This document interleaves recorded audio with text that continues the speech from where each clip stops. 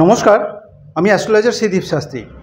আজকে 2024 সালে 14ই ফেব্রুয়ারি থেকে 14ই মার্চ পর্যন্ত কর্কট রাশির রাশিফল নিয়ে আলোচনা করব। যে সমস্ত জাতক জাতিকা এই কর্কট রাশি, তাদের জন্যই এই আলোচনা, তাদের জন্যই এই ফলাফল। তবে মূল আলোচনা যাওয়ার আগে প্রথমেই জেনে নেব এই সময়কার গ্রহদের গোচরগত অবস্থানটা ঠিক কোথায়। প্রথমত রাশিপতি চন্দ্র মীন রাশিতে রেবতী নক্ষত্রে অবস্থিত, সাথে রাহুর অবস্থান। অন্যান্য গ্রহদের মধ্যে বৃহস্পতির অবস্থিতি মেষ রাশিতে, কন্যা রাশিতে কেতুর অবস্থিতি, মকর রাশিতে মঙ্গল শুক্র এবং বুধের অবস্থান, কুম্ভ রাশিতে স্বক্ষেত্রে শনি, সাথে রবির অবস্থিতি। এই হচ্ছে এই সময়কার গ্রহদের গোচরগত অবস্থান। এবারে জানবো এই 14ই ফেব্রুয়ারি থেকে 14ই মার্চ পর্যন্ত কর্কট রাশি জাতক জাতিকাদের কোন কোন দিক শুভ, কোন কোন দিক অশুভ। প্রথমেই আসবো শরীর স্বাস্থ্য বিষয় নিয়ে। কর্কট রাশি জাতক জাতিকাদের শরীর স্বাস্থ্য বিশেষত শুভত্বরই একটা ইঙ্গিত থাকছে। তবে মাঝে মধ্যে সর্দি কাশি জনিত অর্থাৎ ঠান্ডা লাগা কারণে এই সময় কিন্তু মাঝে মধ্যে একটা সমস্যা দেখা দেওয়ার একটা প্রবণতা থাকবে।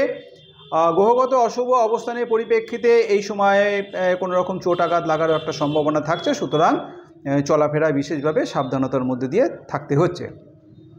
যে সমস্ত জাতক জাতিকারা বিদ্যা শিক্ষার সাথে যুক্ত রয়েছেন, বিশেষত প্রাথমিক বিদ্যার্থী যারা রয়েছে, তাদের জন্য কিন্তু বিশেষত শুভত্বের বার্তাই থাকছে। এই সময়ে পড়াশোনার একটা মানসিকতা যেমন থাকবে, মনোনিবেশের একটা মানসিকতা থাকবে এবং পড়াশোনায় সফলতার একটা ইঙ্গিত এই সময় থাকছে। উচ্চ বিদ্যার সাথে যারা যুক্ত রয়েছেন, বিশেষত এই সময় তাদেরও একটা শুভত্বেরই বার্তা থাকছে। পঞ্চম রাশিপতি উচ্চ অবস্থায় অবস্থিত হয়ে নবম রাশিপতির উপর দৃষ্টি দেওয়ায় এই সময় কিন্তু উচ্চ বিদ্যা ক্ষেত্রে একটা সফলতার ইঙ্গিত থাকছে। এই সময় যদি কোনো রকম প্রতিযোগিতামূলক পরীক্ষা থেকে থাকে, তাহলে কিন্তু সেই প্রতিযোগিতামূলক পরীক্ষায় সফলতার একটা ইঙ্গিত থাকছে, সফলতা হবে।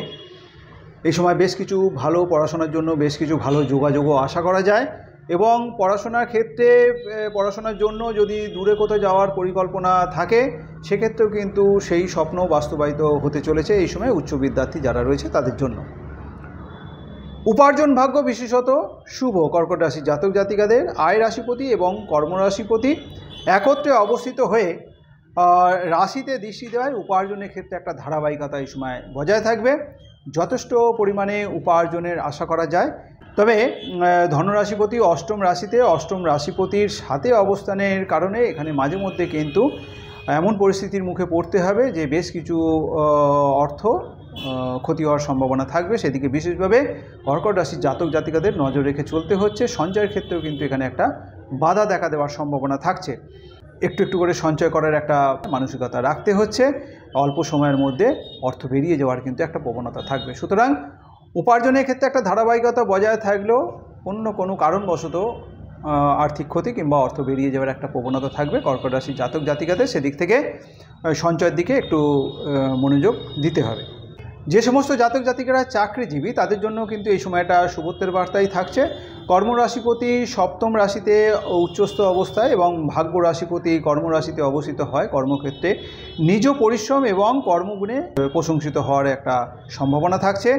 বেশ কিছু ভালো ভালো সুযোগ সুবিধা এই সময় পাওয়ার একটা আশা করা যায়।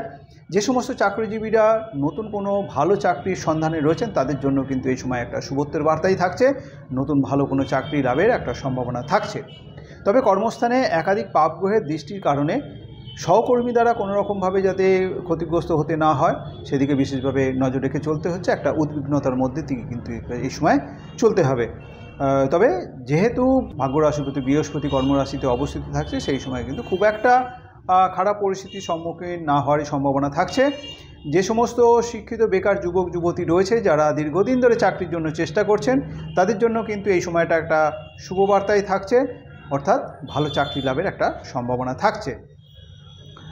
যে সমস্ত জাতক জাতিকারা ব্যবসা বাণিজ্যের সাথে যুক্ত রয়েছেন, তাদের জন্য কিন্তু শুভই বলা চলে এবং ব্যবসা সূত্রে যথেষ্ট পরিমাণে উপার্জন বৃদ্ধিরও একটা সম্ভাবনা থাকছে। তবে গ্রহগত অশুভ অবস্থানে ব্যবসা নিয়ে মাঝে মধ্যেই কিন্তু একটা বেশ ঝামেলা ঝঞ্ঝাট উদ্বিগ্নতার মধ্যে দিয়ে চলতে হবে। নিজের ভুলের জন্য বেশ কিছু ক্ষতি হওয়ার সম্ভাবনা থাকবে। কোনো রকম সমস্যায় জড়িয়ে যাওয়ার একটা সম্ভাবনা থাকবে। সেদিকে বিশেষভাবে সতর্ক থাকতে হচ্ছে কর্কট রাশির জাতক জাতিকারা যারা ব্যবসা বাণিজ্যের সাথে যুক্ত রয়েছেন।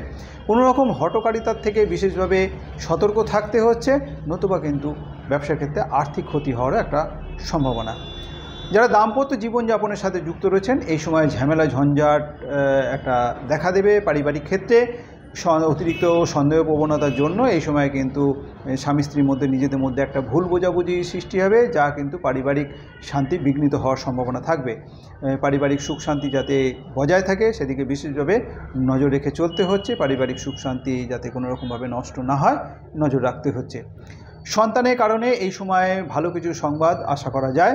বাবা মার শরীর স্বাস্থ্য বিশেষত ভালোর দিকেই যাবে, ভালোই থাকবে।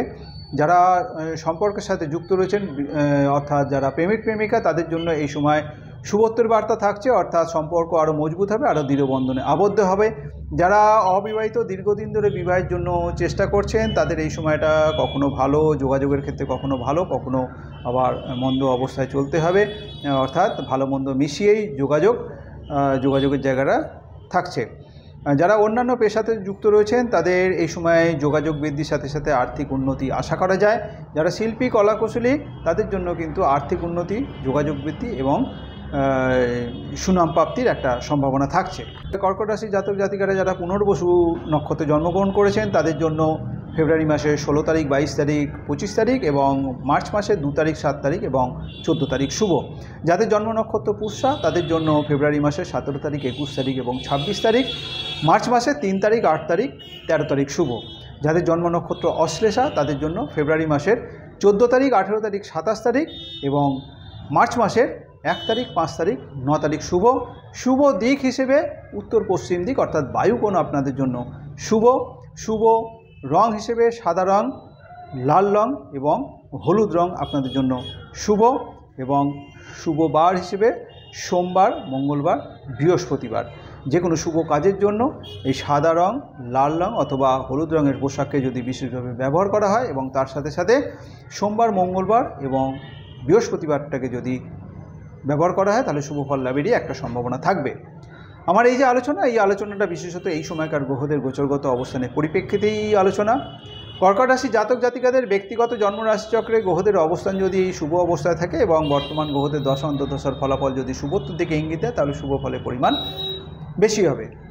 আবার কর্কট রাশি জাতক জাতিকাদের ব্যক্তিগত জন্মরাশিচক্রে গ্রহদের অবস্থান যদি অশুভ অবস্থায় থাকে এবং তার সাথে সাথে বর্তমান গ্রহদের দশা অন্তর্দশার ফলাফল যদি অশুভত্বের দিকে ইঙ্গিত দেয় তাহলে শুভ ফলের পরিমাণ কম হবে। সুতরাং বর্তমান গ্রহদের গোচরগত অবস্থানের পরিপ্রেক্ষিতে যে আলোচনা, যে রাশিফল, তার সাথে কর্কট রাশি জাতক জাতিকাদের ব্যক্তিগত জন্মরাশিচক্রে গ্রহদের অবস্থান এবং বর্তমান গ্রহদের দশা অন্তর্দশার ফলের মধ্যে একটা বৈষম্য, একটা তারতম্য হতেই পারে।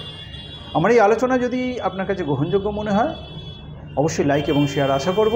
যারা এখনও পর্যন্ত আমার এই চ্যানেলটিকে সাবস্ক্রাইব করেননি, আমার পরবর্তী ভিডিও, পরবর্তী আলোচনাগুলোর লিঙ্ক পেতে অবশ্যই চ্যানেলটিকে সাবস্ক্রাইব করে নেবেন। আজ এই পর্যন্ত। ভালো থাকবেন, সুস্থ থাকবেন। ধন্যবাদ।